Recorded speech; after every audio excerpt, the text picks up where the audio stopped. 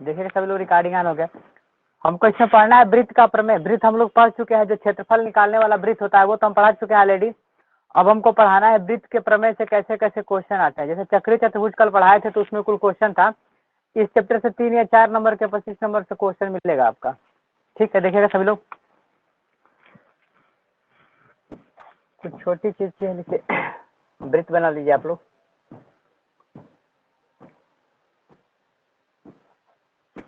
देखिए सभी लोग बना लीजिएगा। ये हमारा वृत्त है, हेलो ये वृत्त का केंद्र है। हाँ बोलिए। सर, अभी है? हाँ अभी चल रहा है, अब मत बोलिएगा। यह है वृत्त का केंद्र, ठीक। वो हमारा वृत्त का केंद्र हो गया। इसके बाद ये है हमारी जीवा। अभी सब लिखवाएंगे डेफिनेशन। ये जीवा हो गई, ए बी। ध्यान दीजिएगा सभी लोग क्या है।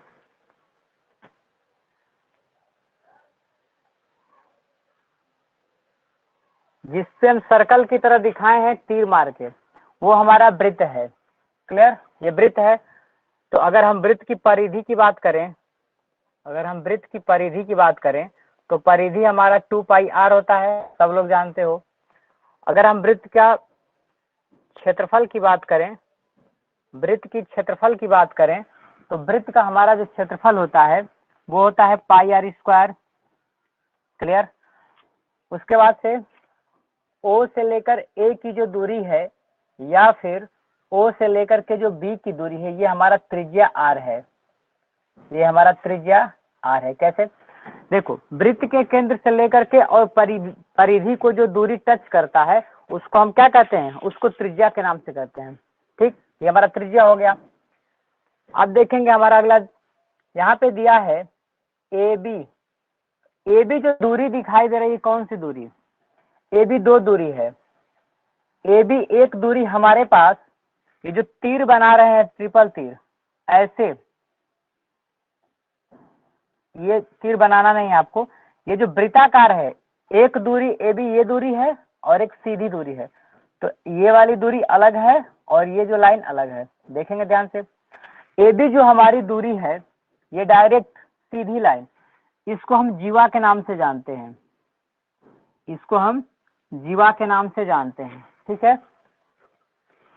और ये जो मेरा है ए बी, ऐसे चांद की तरह जो बना हुआ है, ऐसे छोटा सा, ऐसे, इसको हम लोग चाप के नाम से जानते हैं, आर्क जिसको बोलते हैं। क्लियर। ये छोटी छोटी डाटा थी, इतना नोट कीजिए आप लोग।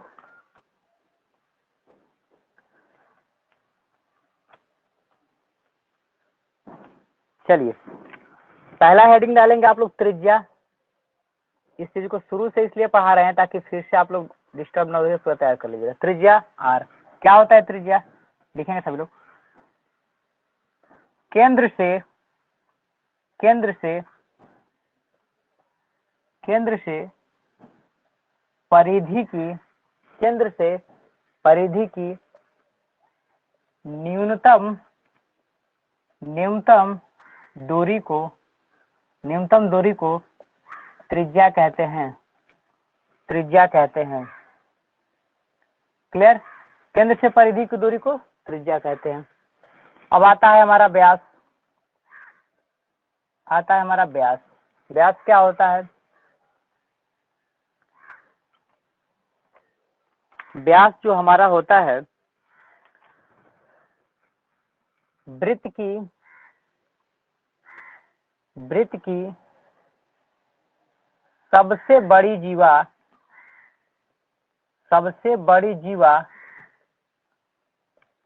व्यास होती है। व्यास होती है। वृत्त की सबसे बड़ी जो जीवा है आपकी, वो आपका व्यास होता है। या त्रिज्या का दोगुना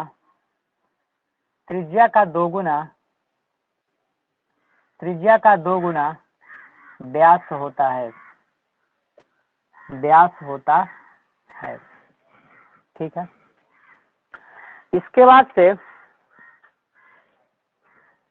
अब हमारा हेडिंग आएगा क्या, आखिर जीवा क्या है। जीवा क्या है, फिर से समझाएंगे सबको। जीवा क्या है, तो जीवा क्या है, परिधि पर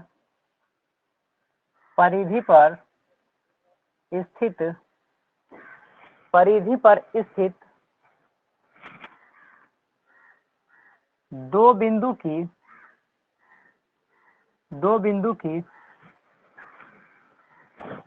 की न्यूनतम दूरी को जीवा कहते हैं।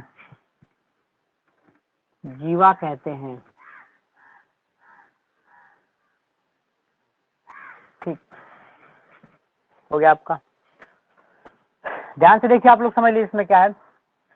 व्यास का जो परिभाषा लिखवाया गया है, आपसे ऑब्जेक्टिव जब भी प्रश्न पूछेगा तो हो सकता है कि आपके ऑब्जेक्टिव प्रश्न में दे दे कि वृत्त की सबसे बड़ी जीवा है, उसमें दे देगा व्यास, दे देगा चाप, दे देगा रेखाखंड, दे देगा, ऐसा ऑप्शन बना के देगा। तो सब लोग जानोगे उसको, वृत्त की जो सबसे बड़ी जीवा होती है उसी को क्या कहते हैं, व्यास कहते हैं। क्यों, क्योंकि जीवा हमने क्या बताया है कि जीवा जो होती है परिधि पर स्थित कोई भी दो बिंदु अपने इच्छा अनुसार। मान लो हमने बिंदु ए लिया और बिंदु बी लिया, तो यहाँ पे एक टर्म लिखवाया है कि न्यूनतम दूरी तो हमारी ये भी है और दूरी हमारी ये भी है, लेकिन जो सबसे न्यूनतम शॉर्ट जो डिस्टेंस होगी वही हमारी क्या होगी, जीवा होगी। तो ए से लेकर के बी की दूरी को हम क्या कहेंगे, जीवा कहेंगे। जीवा का परिभाषा समझ लिए। और व्यास को अगर डिफाइन भी करना होगा तो वृत्त की सबसे बड़ी जीवा क्या होती है, व्यास होती है। देखो ये वृत्त है और सबसे बड़ी इसमें जीवा का मतलब सबसे बड़ी दूरी कहाँ खींच सकते हो, सबसे बड़ी दूरी खींच सकते हो एकदम जो केंद्र से होकर के जाए, सबसे बड़ी, उसी को हम क्या कहेंगे, व्यास कहेंगे। या तो आप ए बी को आप व्यास कहो, या फिर ए बी को आप जीवा भी बोल सकते हो, क्योंकि ये जीवा भी है। जीवा का मतलब होता है कि परिधि पर दो बिंदुओं को टच करके जो दूरी बनता है वो हमारा जीवा होता है। इतना सब लोग जान गए। अगला हेडिंग डालिए, चाप। अगला हेडिंग है आपका चाप। हो गया होगा सबका, नहीं हुआ होगा तो रिकॉर्डिंग देख लीजिए। अगला है आपका चाप। चाप क्या होता है देख लीजिए, आर्क। चाप लिखो आप लोग। चाप क्या होता है, वृत्त पर स्थित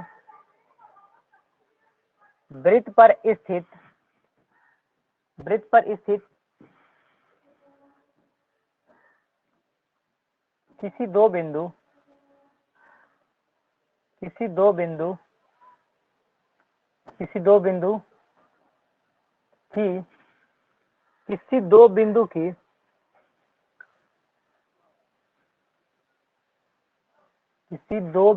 की दूरी जो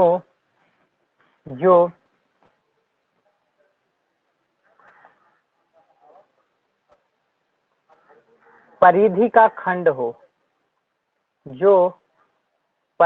खंड हो उसे चाप कहते हैं। अर्थात देखो एक सेंटेंस लिखवाया गया है कि परिधि का वो खंड हो, वृत्त जो हमारा हो, चाप जो हमारा होता है, तो वृत्त हमारा बन गया। तो वृत्त में मान लो कि वृत्त का केंद्र हो गया, तो यह बिंदु ए और ये बिंदु बी है। शॉर्टेस्ट न्यूनतम दूरी को तो हम जीवा कहते हैं, लेकिन ये वाली दूरी क्या लिखा है कि वृत्त पर स्थित किसी भी दो बिंदु ए और बिंदु बी, सबसे कंफ्यूजन यही पैदा करता है कि चाप किसको कहते हैं और जीवा कैसे कहते हैं, इसी को डिफाइन करें। तो ये हमारा क्या हो गया, बिंदु ए और बिंदु बी। ठीक, दूरी अगर न्यूनतम दूरी दे देगा, दो बिंदुओं के बीच की न्यूनतम दूरी को क्या कहते हैं, चाप की जीवा, तो जीवा कहते हैं। लेकिन जब परिधि का खंड हो, ये पूरा भाग परिधि है हमारा और इसका खंड हो मतलब इसी का भाग हो ये वाला, तो ये क्या कहलाएगा, उसे चाप कहते हैं। तो परिधि का खंड कहने का मतलब कि ये वाला पोर्शन क्या हो, ऐसा दिखाई दे चाप की तरह, उसे चाप कहते हैं। फिगर बना के दिखा दीजिएगा कहीं, जैसे अगर दिखाना होगा तो ऐसे दिखा देना। तो ये वाला जो पोर्शन है ए बी हमारा चाप हो गया। क्लियर, चाप का खत्म। इसके आगे आप लोग लिखिए त्रिज्यखंड हेडिंग है। अब आप लोग हेडिंग दे त्रिज्यखंड, ये सबसे मेन है। त्रिज्यखंड क्या होता है देखेंगे सब लोग, त्रिज्यखंड क्या होता है।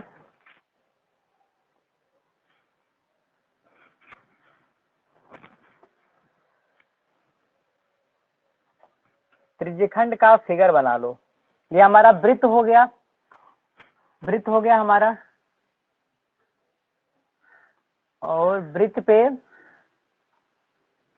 वृत्त का ये हमारा केंद्र हो गया। क्लियर। अब देखो ये हमारी जीवा है। पिछली बार क्लास जब हुआ था तो आप लोग इस बात का डिस्कस किए थे, शायद ये पूछा भी था ऑप्शन। ये हमारी जीवा हो गई, ठीक है, और ये दो त्रिज्या हो गई। विकल्प में क्वेश्चन था कि ऑब्जेक्टिव में पूछा गया था कि जीवा त्रिज्यखंड किसे कहते हैं। डिफिनेशन में था त्रिज्यखंड किसे कहते हैं, और ऑब्जेक्टिव में जो जो बना के दिया था तो उसमें वृत्तखंड ऑप्शन में दे दिया था। सही मतलब बुक वृत्तखंड बना के दिया था, लेकिन उसका आंसर त्रिज्यखंड होगा। कैसे? त्रिज्यखंड का मतलब ये होता है कि वृत्त का ऐसा भाग, वृत्त का ऐसा भाग जो त्रिज्या और जीवा से घिरा हो। त्रिज्या और जीवा से घिरा हो तो भी सही है, या फिर अगर जीवा ना लगाए केवल दो त्रिज्याओं से घिरा हुआ भाग है ना, उसको भी आप त्रिज्यखंड ही कहोगे। जैसे अगर ऐसा है ना कोई, इसको आप त्रिज्यखंड बोलोगे। लिख लेंगे डिफिनेशन। वृत्त में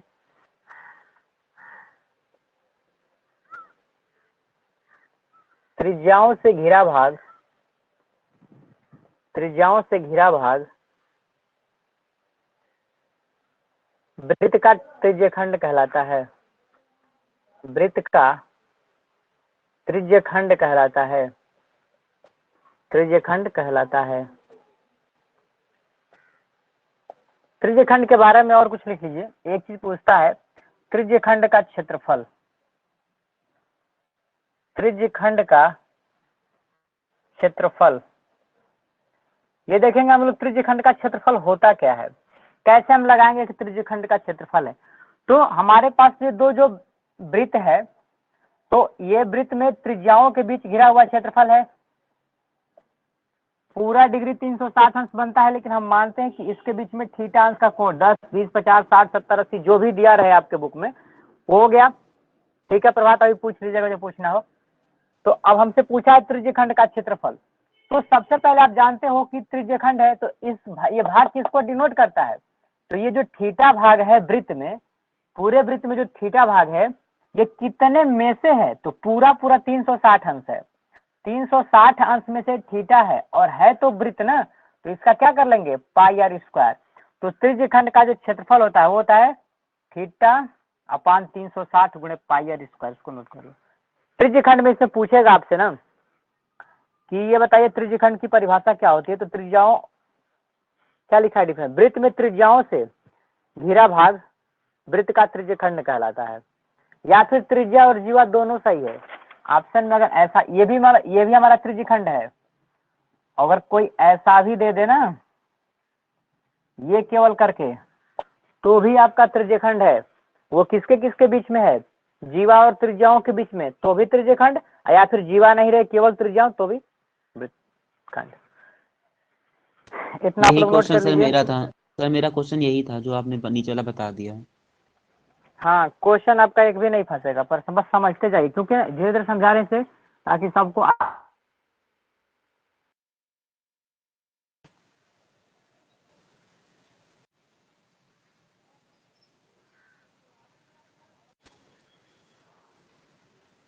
पता नहीं कौन फोन कर रहा है। सुनाई दे रहा है? हेलो। हाँ सर क्लियर है। ठीक ठीक ठीक ठीक है राहुल सर। फोन कर दिया था कोई। त्रिज्यखंड हो गया।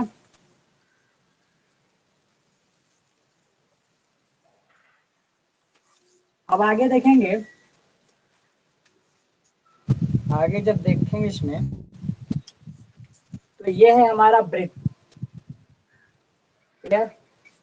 वृत्त है हमारा, एक मिनट रुक जाओ। वृत्त है हमारा, तो वृत्त में हेडिंग डाले दीर्घ वृत्त खंड।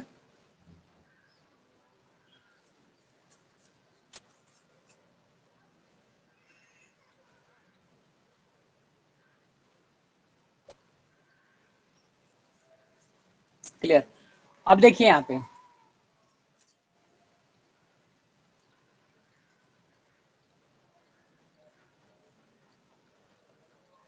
वृत्तखंड क्या होता है। देखिए वृत्तखंड का मतलब ऐसा होता है कि वृत्त का अगर खंड, आवाज चली गई सर।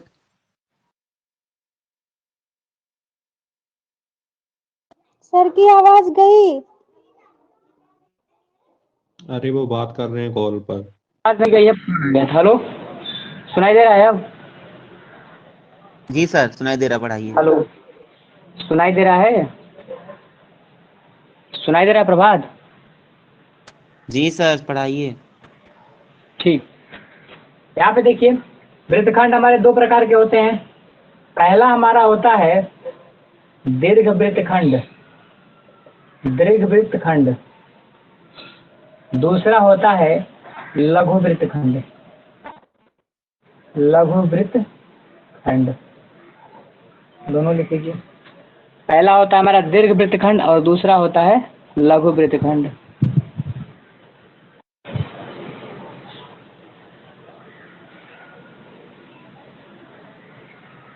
चलिए दीर्घ वृत्तखंड क्या होता है?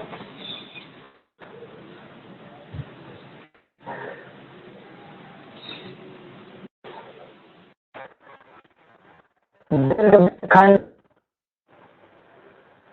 और ये होता है मेरा लघु वृत्तखंड।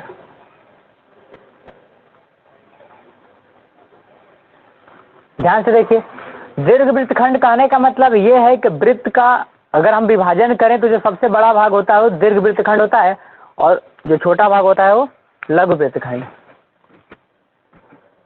वृत्त के विभाजन में, वृत्त के विभाजन में बड़े भाग को दीर्घ वृत्तखंड कहते हैं तथा छोटे भाग को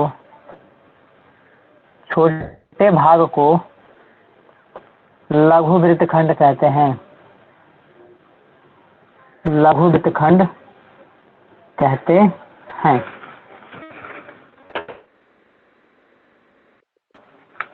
जैसे मान लो कि वृत्त का हमने क्या कर दिया, विभाजन मतलब काट दिया उसको। जैसे मेरे पास ये वृत्त पहले हुआ करता था, हमने यहाँ से इसको काट दिया। काटने के बाद ऐसे शेप मिला,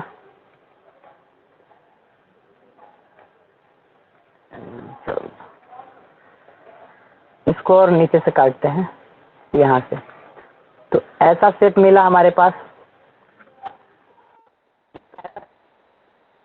दूसरा शेप ऐसे मिला, ठीक है। तो जो बड़ा वाला भाग है इसको हम लोग बोलेंगे दीर्घ वृत्तखंड, दीर्घ वृत्तखंड। और छोटे वाले भाग को हम लोग कहेंगे लघु वृत्तखंड, लघु वृत्तखंड। बस कहानी खत्म, यही इसमें था। इसके बाद प्रमेय पढ़ेंगे तो पूरा पूरा समझ में आएगा। कितना हो गया सबका? कितना लिख लीजिए जनाब, उसके बाद से आगे बताते हैं।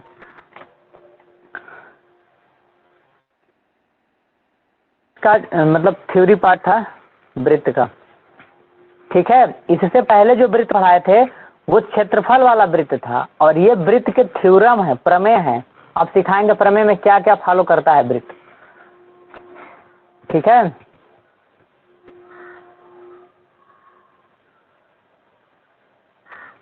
प्रियंका आपको दिखाई दे रहा है? वंदना डेली क्लास नहीं करती हो? दुर्गेश, जैनब दिखाई दे रहा है ना? हटा दे इसको, स्टार्ट स्क्रीन ले लीजिए इसका, आगे बढ़े।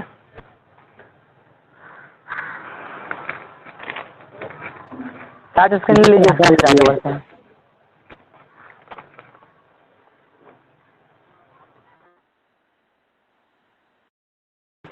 हटा दे रहे हैं सब। अब ये जितना बताएं ये सब परिभाषा था, ये एक बार पढ़ेंगे इसको धीरे धीरे पढ़ाने का मतलब ये था कि आपको याद हो जाए।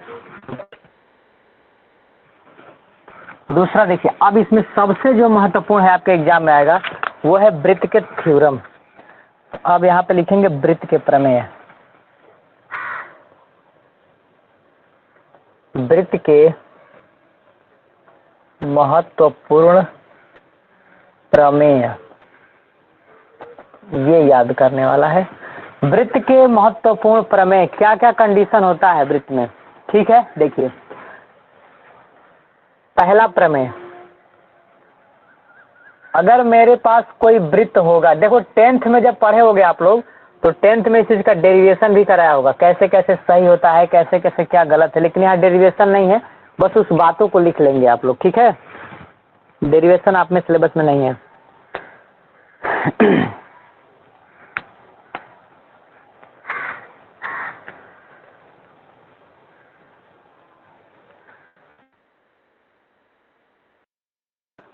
वृत्त की दो बराबर चाप, यहाँ पे देखिए पहला, वृत्त की दो बराबर चाप, दो बराबर चाप, देखिए वृत्त की दो बराबर चाप या दो बराबर जीवा, दो बराबर जीवा, दो बराबर जीवा केंद्र पर समान कोण बनाती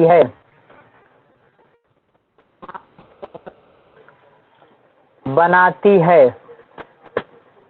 सीखना क्या है इसमें, जैसे तरह है कि वृत्त है, तुलना कैसे करना है। देखो इसमें लिखा गया है कि वृत्त की दो बराबर चाप, या तो दो बराबर चाप हो या फिर दो, अगर ऐसा कहीं भी पाया जाता है तो केंद्र पे उनके तरह जो एकदम बराबर होगा। क्यों बराबर होगा अभी बता रहे हैं। अगर ये कह रहा है कि मेरे पास ये वृत्त नंबर पहला है और मेरे पास ये वृत्त नंबर हो, क्लियर, ऐसा हो, डिफरेंट अलग अलग वृत्त हो, कोई दिक्कत नहीं। लेकिन कंडीशन क्या है कि अगर इनके बीच में बराबर चाप हो, जैसे मान लो ए और बी, ये चाप है मेरा और इसके पास भी एकदम सेम इतने ही दूरी का, मतलब इनकी दूरी मान लो 4 मीटर है तो 4 मीटर यहाँ पे भी ले लो कहीं, क्लियर। मान लो यहाँ पे भी ए है और यहाँ पे, या फिर यहाँ पे पी दे दो और यहाँ पे क्यू दे दो, पी है आपका क्यू है, क्लियर। वृत्त की बराबर चाप, अगर बराबर चाप हो केंद्र पे जो कोण बना रही है, अगर यहाँ पे इसने थीटा कोण बनाया है तो इतने ही दूरी पे अगर स्थित कोई दूसरा बिंदु है किसी दूसरे वृत्त पे, तुलना ही तो है ना प्रमेय में, तो वो क्या होगा कि अगर ये दूरी बराबर है चाप वाली, ये चंदा मामा वाला, और ये भी जो चाप है ये दूरी, अगर दोनों सेम है, अगर इनके द्वारा बनाया कोण थीटा होता है तो जरूरी है कि इसका भी थीटा होगा, एकदम बराबर होगा ही होगा। ये प्रमेय है। तो क्लियर हो गया। जैसे क्यों बराबर होता है ये देख लीजिए। अब मेरे पास दूरी चाहे कितना भी बड़ा हो, बहुत सा बड़ा गोला हो चाहे छोटा गोला, उससे कोई मतलब नहीं है। मेरे पास अगर ये दो चाप है, मान लो आर्क ऐसे बने और ऐसे आर्क है मेरे, ऐसे यहाँ से आर्क, मतलब ये चाप बना हमारा, तो इतने दूरी के लिए इतना ही कोण जब खुलता है इसका मुंह, मान लो 30 अंश कोण खुलता है, तो इतना ही दूरी अगर किसी दूसरे गोले के परिधि पर ले जाकर के रखोगे तो उतना ही थीटा खुलेगा। ऐसा नहीं कि वहां पे बड़ा हो जाएगा। जब इसको हम बढ़ाएंगे, इस दूरी को बढ़ाएंगे या फिर घटाएंगे तब इसका थीटा के मान पे प्रभाव पड़ेगा। लेकिन अगर दोनों का सेम डायरेक्ट डिस्टेंस है तो थीटा पे कोई प्रभाव नहीं पड़ेगा। में छापना ये है कि वृत्त की दो बराबर जीवा हो या फिर वृत्त की दो बराबर चाप हो, केंद्र पर या कहीं भी कोण बनाएगा तो एक ही बराबर बनाएगा। प्रश्न कैसे पूछता है आपसे, देखो प्रश्न ऐसे पूछता है, ऐसे दे देगा।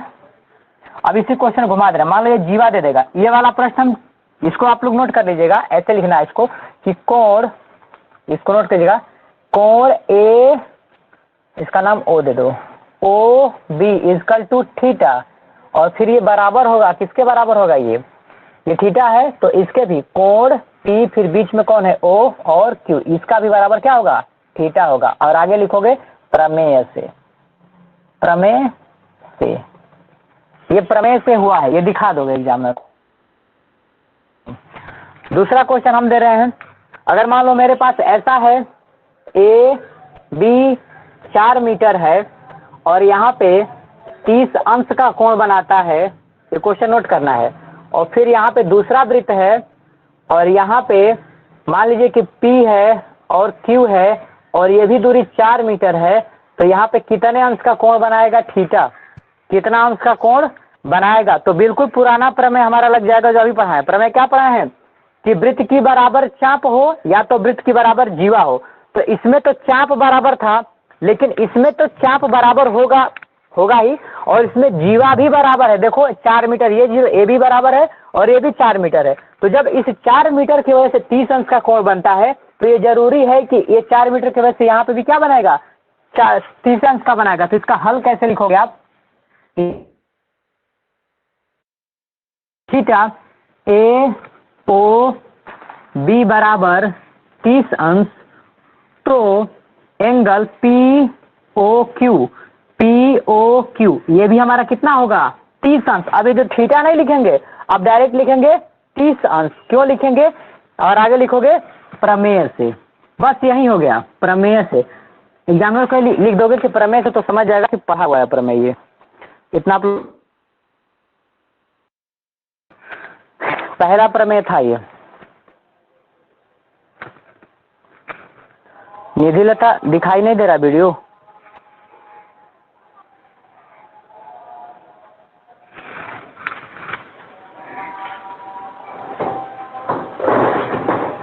अब दिखाई दे रहा है सर? हाँ दिख रहा है सही। ठीक, मैसेज कोई किया था। अब देखो ये खत्म, पहला प्रमेय आप लोग याद कर लीजिएगा। याद क्या करना है, सीधे सीधे वृत्त की बराबर दो, बराबर जीवा हो या फिर बराबर चाप हो, कोण सेम बनाएगा केंद्र। यह प्रमेय में केवल केंद्र पे बताए हैं।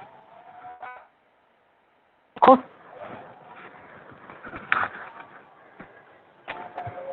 दूसरा लिखो आप लोग। दूसरा है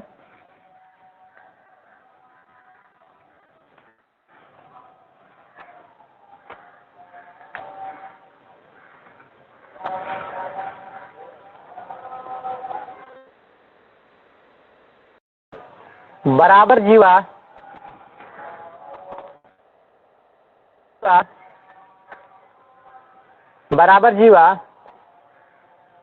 केंद्र से समदूरस्थ होती हैं।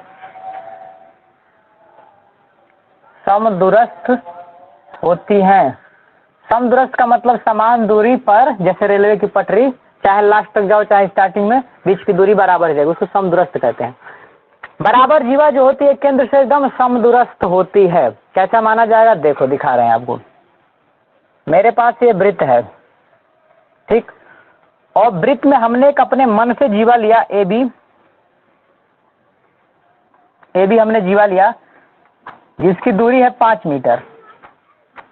तो ये 5 मीटर दूरी है, तो क्या कर रहा है, बराबर है जीवा, ये केंद्र से, कहां से तुलना कर रहा है, मतलब केंद्र से। अगर इसकी दूरी मान लो, चाहे कुछ भी हो, अगर केंद्र से मान लो कि जितनी दूरी ये है आपका, अगर इसी के बराबर एक और कहीं जीवा हो, तो वो भी कितना होगा, समान दूरी पे होगा, एक ही में। तो अगर ये 5 मीटर की या फिर 5 मीटर का कहीं भी, और यहाँ पे भी 5 मीटर का तुम ड्रा करोगे ना, ऐसे मान लो कि यहाँ पे P है और ये Q है, और ये भी कह रहा है ना कि 5 ही मीटर है, अगर ये बता रहा है कि ये भी दूरी 5 मीटर है, तो ये क्या होगा कि ये भी केंद्र से उतना ही दूर होगा जितना कि ये दूरी है। इसको बना लो फिगर को। क्या कह रहा है, इस लाइन को याद रखना हमेशा, यही आपका प्रमेय है, भूलोगे दोबारा नहीं बताएंगे। बराबर जीवा केंद्र से समदूरस्थ होती है। क्वेश्चन कैसे आएगा, क्वेश्चन पूछेगा आपसे,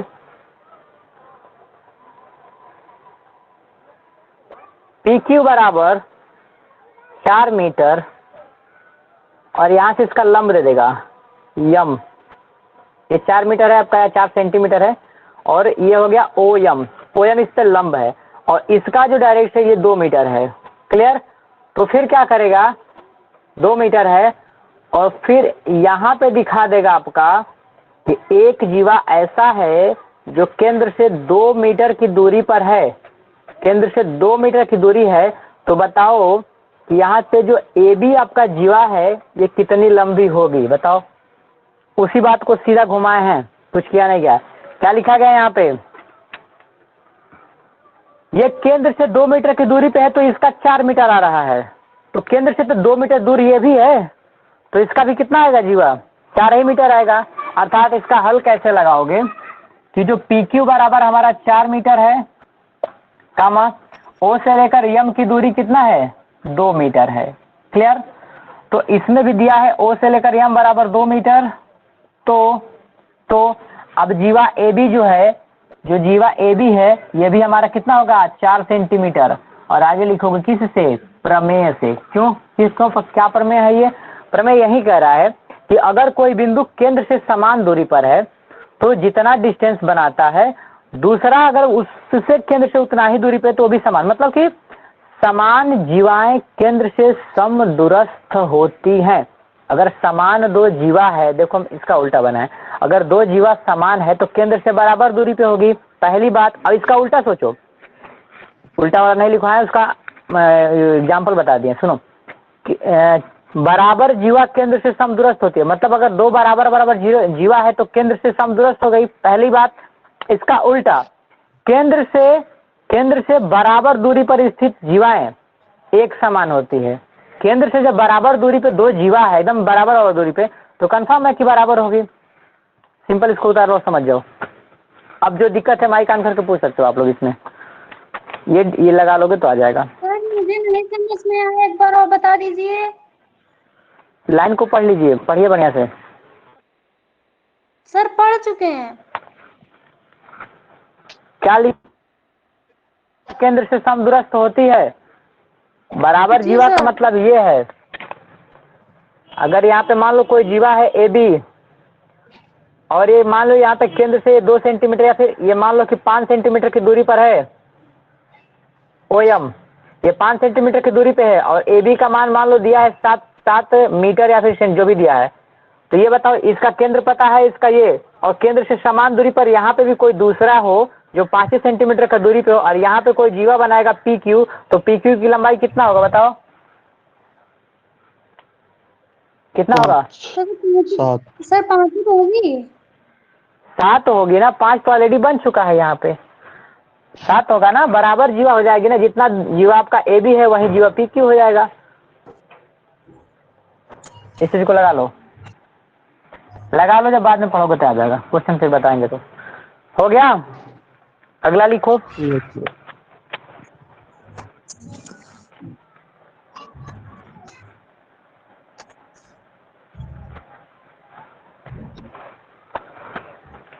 नहीं आएगा तो घबराना नहीं है, फिर से पूछ लीजिएगा। तीसरा देखो अगला, और आपके काम की कौन है इसमें,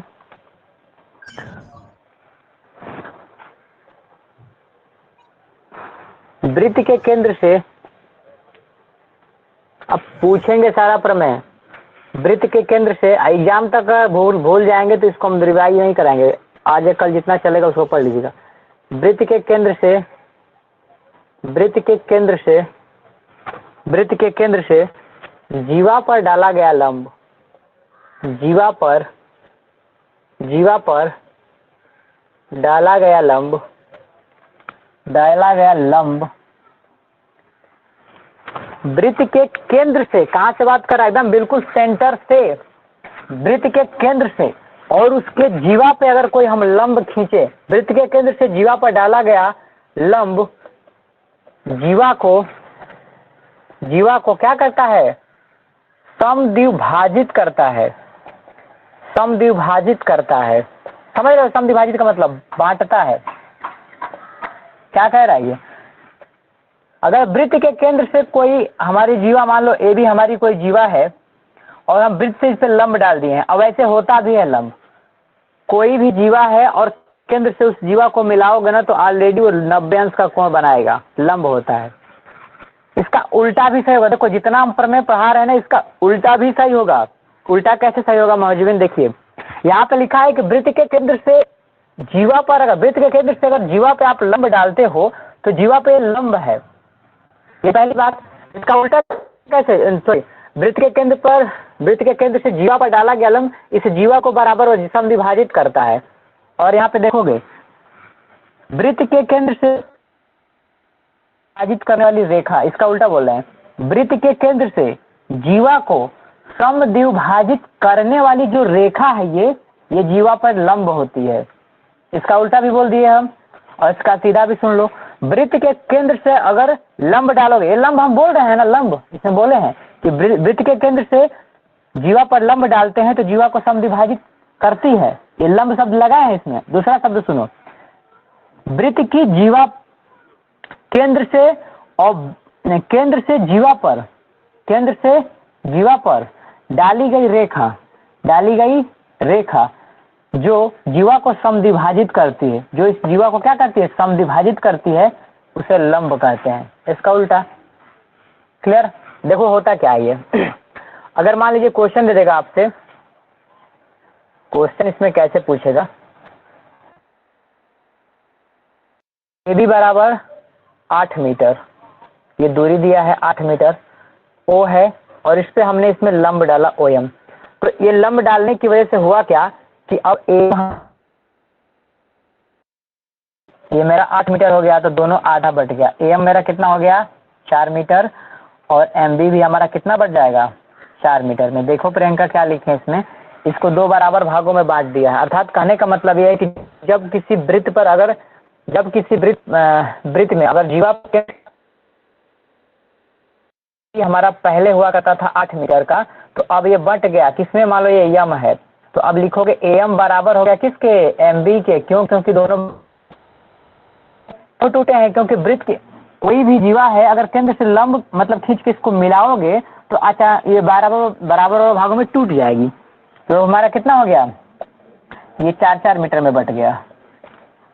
ठीक है, और दोनों को जोड़ता है, ये वाला प्रमेय। ठीक है प्रियंका, माइक ऑन करो। समझ में आ रहा है?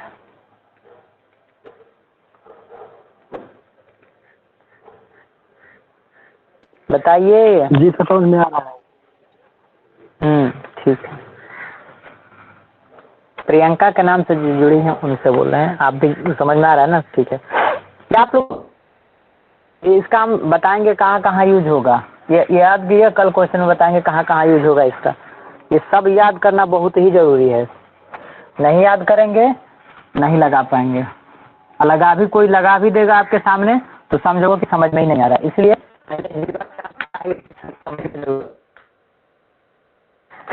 ये भी पढ़ा दिए हैं, ये भी पढ़ा दिए। अब कौन सा प्रमेय है, जीवा द्वारा वृत्त के करना, जीवा। अगला लिख लीजिए, समान जीवा से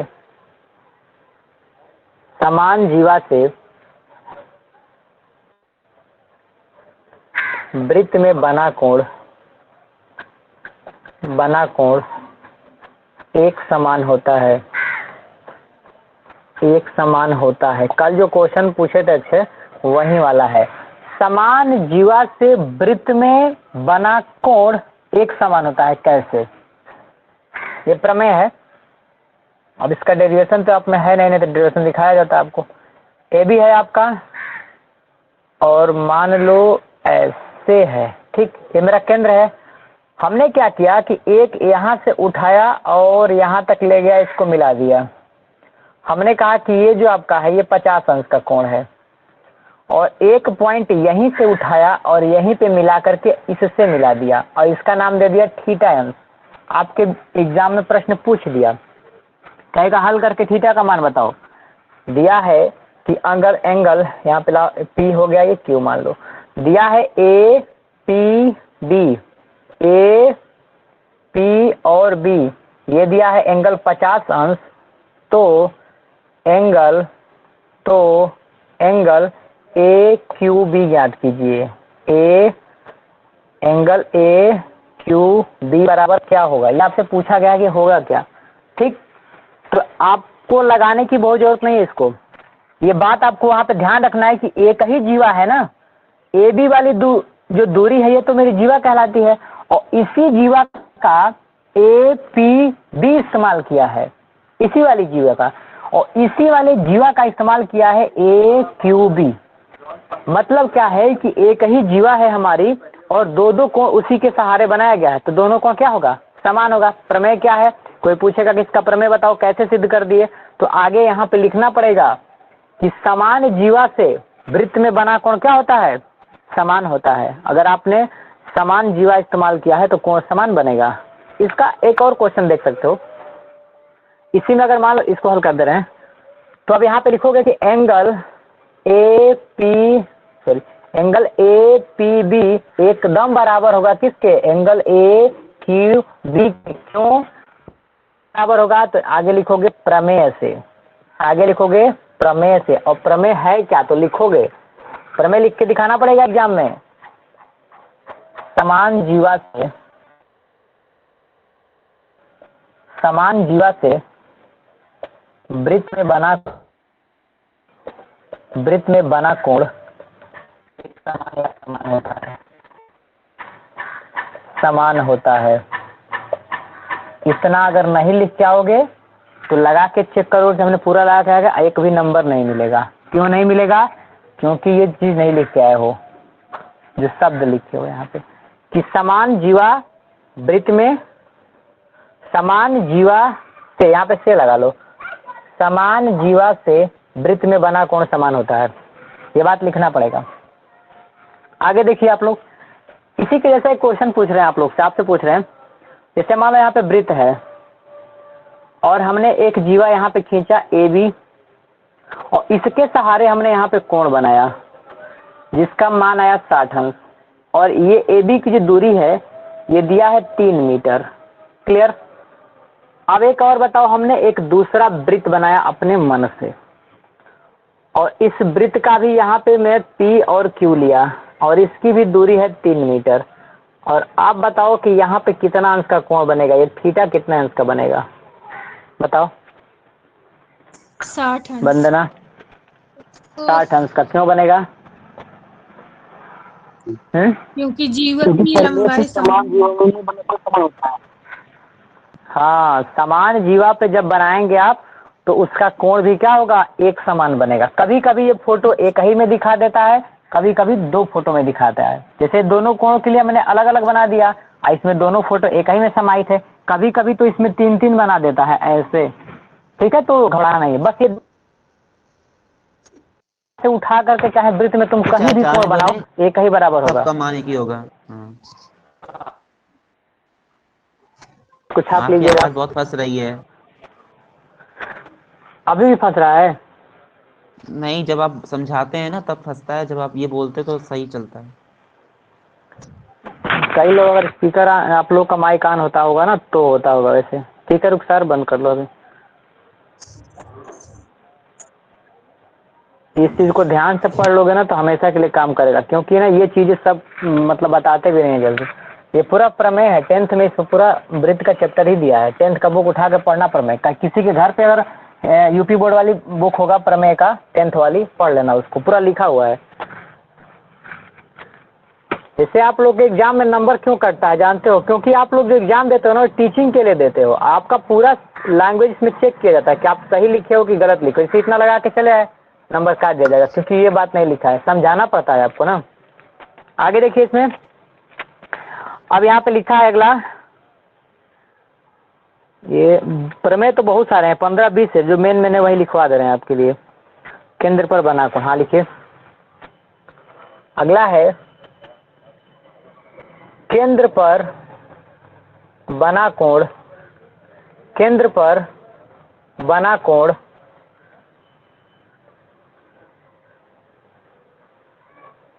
रुक जाइए एक चीज गायब हो रहा है, लिखो यहाँ पे। समान जीवा से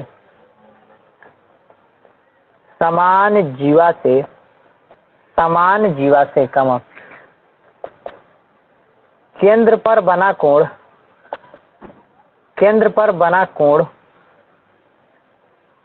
परिधि पर बने कोण का दूना होता है। परिधि पर बने कोण का दो गुना होता है। ये जब प्रमेय पढ़ लोगे ना तो इतना क्वेश्चन इतना आसान लगेगा आपको कि एकदम देखोगे तुरंत लगा लोगे। अभी नहीं, ये कभी एग्जाम भी दोगे दूसरा एग्जाम तो भी काम करेगा। इसलिए अभी थोड़ा इसको जान से धीमे धीमे पढ़ा रहे हैं ताकि आपको अच्छा से आ जाए। नहीं तो इसमें कुछ है नहीं, 5 लाइन लिखवाते तुरंत तैयार करा देते, लेकिन जानबूझ के इसमें समय बढ़ाया जा रहा है ताकि आपके लिए सही हो। देखो, समान जीवा से अगर हम वृत्त पे कोई कोण बनाते हैं ना, परिधि पे मान लो कोई कोण बन गया, तो उसी जीवा से अगर हम केंद्र की बात करेंगे तो वो दूना बनेगा। जैसे अगर हमने यहाँ पे जीवा ए बी लिया, ये मेरा ओ हो गया, क्लियर। इससे ये जीवा है हमारी, इस जीवा से हमने कहीं पे भी अगर कोण बनाया, मानो कि हमारा 80 अंश है और इसी जीवा का सहारा लेकर के हमने कोण यहाँ पे बना दिया जिसका नाम थीटा है, तो क्या होगा? तो आप यहाँ पे लिखोगे इसका हल क्या है। देखो क्या यार हमने लिखा क्या इसमें कि समान जीवा से केंद्र पर बनने वाला कोण इसी जीवा से परिधि पर बना हुआ जो कोण होता है इससे ये वाला 2 गुना होता है।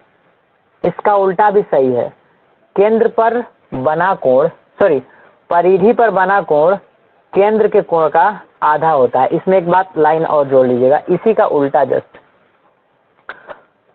परिधि पर बना कोण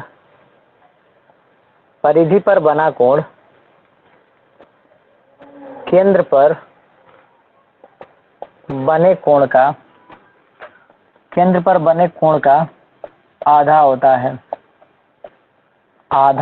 है। ठीक है, समझ लीजिए क्या है।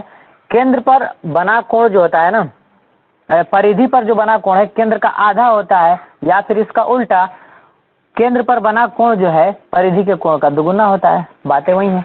इसको लगाने का तरीका देखिए, दिया है आपका, मान लो यहाँ पे सी है, एंगल ए सी बी बराबर कितना है? 80 अंश। तो हम हल कर रहे हैं, तो यहाँ पे लिखोगे तो क्या एंगल ए ओ बी बराबर ये 2 गुना होगा। किसके 2 गुना होगा? एंगल ए सी बी के। क्यों बराबर होगा? तो आगे दिखाओगे डैश मार के प्रमेय से। प्रमेय है क्या? तो प्रमेय है, 60 में लिख दोगे, केंद्र पर बना कोण परिधि पर बने कोण का 2 गुना होता है। देखो ये लिखना जरूरी क्यों है? थोड़ा सा बड़ा भी हो जाएगा तो एग्जाम में काटेगा नहीं, क्योंकि तो उसको समझाने के लिए ही आप इस बात को लिख रहे हो। तो ये कई क्वेश्चन देगा तो उसमें प्रमेय लिखा, जो प्रमेय से क्वेश्चन आया है वो प्रमेय 10 याद रखो, उसमें से कौन सा पूछ रहा है उसकी कोई गारंटी नहीं है। हाँ, लेकिन जो पूछेगा तो इसके अंदर से आएगा, वो बात को लिख देना। आप लोग बताओ, अगला क्वेश्चन अगर मान लीजिए ऐसा दिया हो, यहाँ पे PQ है,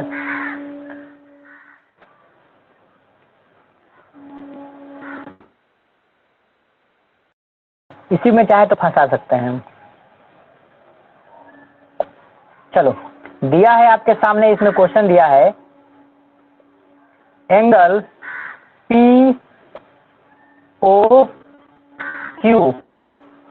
POQ जो दिया है आपका, ये दिया है एंगल 80 अंश।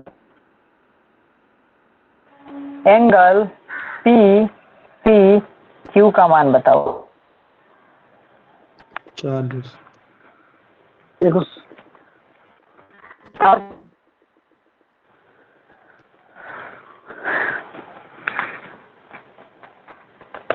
40 ही होगा, क्यों सब्स्टिट्यूशन में हो। अब तुम लोग सोच रहे हो कि इसके टच करके जा रहा है, टच करके जाए चाहे कहीं से जाए उससे कोई मतलब नहीं है। बातें जो बताई गई हैं आपको सीधा एक लैंग्वेज में बताया गया है कि अगर एक जीवा हो और उससे अगर कोण बनाओ, परिधि पे एक टच करता हो, एक केंद्र पे टच करता हो, तो बातें सीधी सीधी है। अगर केंद्र पे है तो परिधि का दोगुना होगा और केंद्र से परिधि पे पूछेगा तो आधा होगा, बात खत्म। और भले ही इसका रेखा यहाँ से जाता हो, कहीं से जाए, उससे क्या मतलब है। ठीक है, तो इसमें घबराना नहीं है। हो गया क्लियर? ये बातें लिख लिए आप लोग? ठीक, जल्दी लिखिए, आगे बढ़ें। टाइम लेट हो रहा होगा तो किसी को बता दीजिएगा, इस पर मैं ख़त्म कर देंगे, 5-10 मिनट और लगेगा।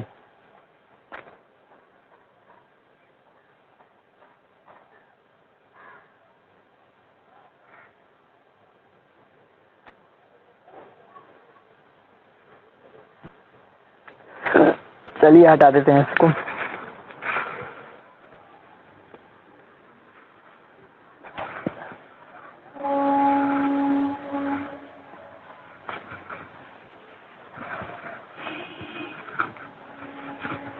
और इसमें एप्लीकेशन में हमने डाल दिया है राजन वाली सीरीज को, जो कल भेजा गया था। इसी एप्लीकेशन में जाओगे तो स्टडी मटेरियल में देखोगे तो उसमें आपका सीरीज वो पड़ा हुआ है।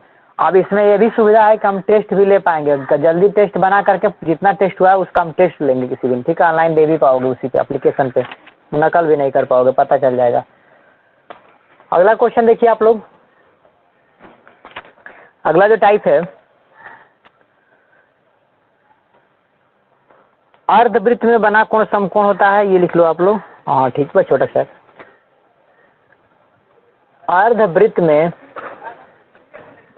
अर्धवृत्त में बना कोण समकोण होता है, समकोण होता है। अच्छा, अर्धवृत्त होता क्या है? जैसे मान लो कि कोई वृत्त है मेरे पास, ठीक है, इसका केंद्र हो गया, तो अर्धवृत्त का मतलब बीचों बीच से जाएगा ना, 5 दिया इसको आधा। अब इसके सहारे तुम कहीं भी कोण बनाओ, जहां मन करे वहां। हमने यहीं से उठाया और यहीं पे मिला दिया, तभी भी ये 90 अंश का ही बनाएगा, एकदम फिक्स जाता है। चाहे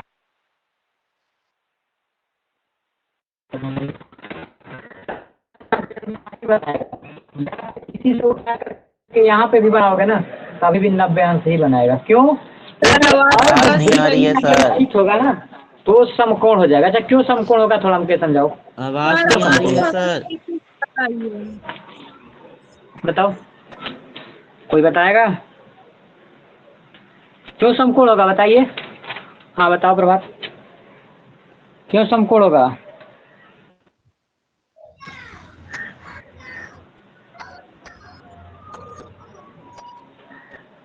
क्योंकि पूरा कोड तो 100 सही। क्योंकि अर्धव्रत है ना, तो इसलिए पूरा कोड 180 होता है। ठीक, क्योंकि पूरा हमारा 360 अंश है, पूरा 360 अंश है, और उसको जब आधा बांट दिए हो, आधा बचा है, तो जो बांटे हो ये वाली भुजा जो बीच से जा, ये बड़ी जीवा होती है। हमने पहले लिखा है सेंटेंस में कि वृत्त की सबसे बड़ी जीवा उसकी क्या होती है? व्यास होती है। और जब पूरा पे बनाते तो 360 होता, और आधा पे बनाओगे तो कितना होगा? 90 अंश होगा, चाहे कहीं भी बनाओ। ठीक है, ये तो कंफर्म है। तो ये कितना बनेगा? 90 अंश का बनेगा। ये प्रमेय तैयार हो गया, ठीक है ना? ऐसे सब याद कर लेना। अगला प्रमेय लिखो। तो ये कंडीशन किसके लिए था? आधा आधा के लिए। ठीक, हाँ। अगला देखिए, फिर यहाँ पे लिखिए, फिर इसको दो भागों में बांटेंगे। जैसे मान लो, तो यहाँ पे लिखो, दीर्घवृत्त में बना। हाँ बोलिए। हेलो सर, आवाज नहीं आ रही है। आवाज नहीं आ रहा है? एक मिनट रुको, देखे कहाँ से गड़बड़ हो गया। सर आवाज क्या? दीजिएगा, चलिए। जो बना है अर्धवृत्त में बना कोण समकोण होता है, इस बात को फिक्स कर लीजिएगा। उसके बाद से जो दिया है, दीर्घवृत्त में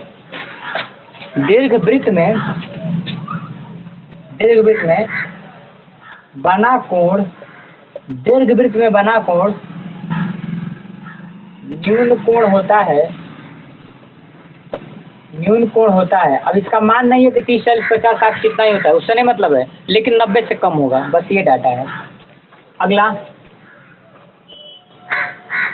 लघु वृत्तखंड में लघु वृत्तखंड में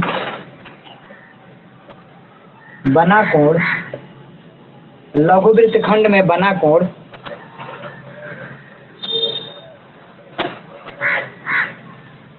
अधिक कोण होता है, अधिक होता है जी। अच्छा 90 से अधिक होता है तो उसको क्या कहते हैं, बताओगे कोई? अधिक कोण होता है।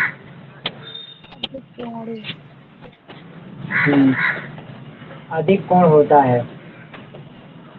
इसके लिए कंडीशन देखो क्या है फिगर में, दीर्घ वृत्त में कार्य बनने के लिए। तो हमने मान लो कोई ऐसा वृत्त बनाया और दीर्घ में बोला है ना, तो मान लो ऐसा वृत्त, इसको हम हटा दिए, ठीक। ये दीर्घ वृत्त है ना बड़ा वाला, तो इसमें हम कहीं पे भी बनाओगे ना, तो ये जो थीटा बनेगा ना, ये न्यून कोण होगा, लिख लेना इसको। ये थीटा क्या होगा? न्यून कोण। मतलब क्या होगा? थीटा का जो मान होगा ना, ये हमेशा छोटा होगा किससे? 90 अंश से। इसी को तो हम न्यून कोण कहेंगे, इसी को न्यून कोण कहेंगे। क्लियर? इसके लिए देखो, लघु वृत्तखंड में, लघु मतलब क्या? पूरा वृत्त बना लिए, इसमें से लघु मतलब छोटा, तो मान लो इतना हम वृत्त लिए हैं, इतना छोटा वाला लिए हैं, केवल इसकी कल्पना कर रहे हैं। इसमें हम कोई भी कोण बनाएंगे ना, अगर चाहे तो ऐसे कोण बनाएंगे तो ऑटोमेटिक ये ज़्यादा हो जाएगा। देखो जैसे मान लो कि अगर मेरे पास बहुत बड़ा है, मतलब बनता तो बहुत बड़ा बनता है ऐसे, लेकिन हम उसका छोटा वाला भाग लिए हैं। अब हम इसमें कोई भी कोण बनाना चाहें ना, कोई भी हम कोण बनाना चाहेंगे तो ऑलरेडी 90 से ज़्यादा हो जाएगा। 90 कब होता है?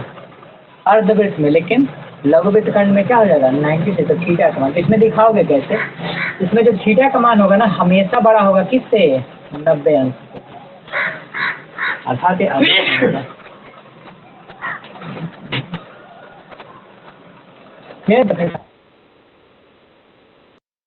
कहानी खत्म हो गई। चक्रीय चतुर्भुज के सम्मुख कोण 180 अंश होते हैं, कल की क्लास में लिखवाए थे, अभी तो छूटा है थोड़ा सा। चलो कल पढ़ाएंगे इसको, कल क्वेश्चन भी पढ़ाएंगे, बाकी इसमें लिखवा देंगे। ये 3-4 टॉपिक है, अभी सब लिखवा देंगे, भूल जाओगे। अब बताइए कोई दिक्कत है? कल लिखवाएंगे। कल कितने बजे पढ़ाएंगे? 3 बजे पढ़ाएंगे या 3:15 पे, ग्रुप में मैसेज कर देंगे जो पढ़ाएंगे वो। जो लोग, हाँ बता रहे हैं, जो लोग नए ज्वाइन किए हैं ना, वो मैसेज कर लीजिएगा, ठीक है। व्हाट्सएप वाले जो नंबर है उस पर मैसेज कर लीजिएगा, 8808549058 पे आप मैसेज कर लीजिएगा। क्लासेस पूरा लास्ट तक चलेगी। इसके बाद से जब पूरा डिटेल ख़त्म हो जाएगा तो उसके बाद से हम सीरीज सॉल्व कराएंगे, पवन और राजन दोनों की। एग्ज़ाम से पहले पूरा कंप्लीट हो जाएगा, ठीक है। तो आप लोग मैसेज कर लीजिएगा, ठीक है। चलिए ठीक है दुर्गेश, मैसेज कर लीजिए। प्रियंका नाम से जुड़ी थी, वो भी पता नहीं कहाँ गायब हो गई। ठीक है प्रियंका, माइक ऑन करो अपना, माइक का बटन दिया होगा ना, ऑन करो। इससे व्हाट्सएप कर लीजिएगा, फिर फ़ोन कर लीजिएगा, जो भी आपको अच्छा लगे कर लीजिएगा। पहले ना इसमें एप्लीकेशन में था सुविधा कि हम कॉल कर सकते थे, लेकिन अब उस सुविधा को पेड क्लास में डाल दिया।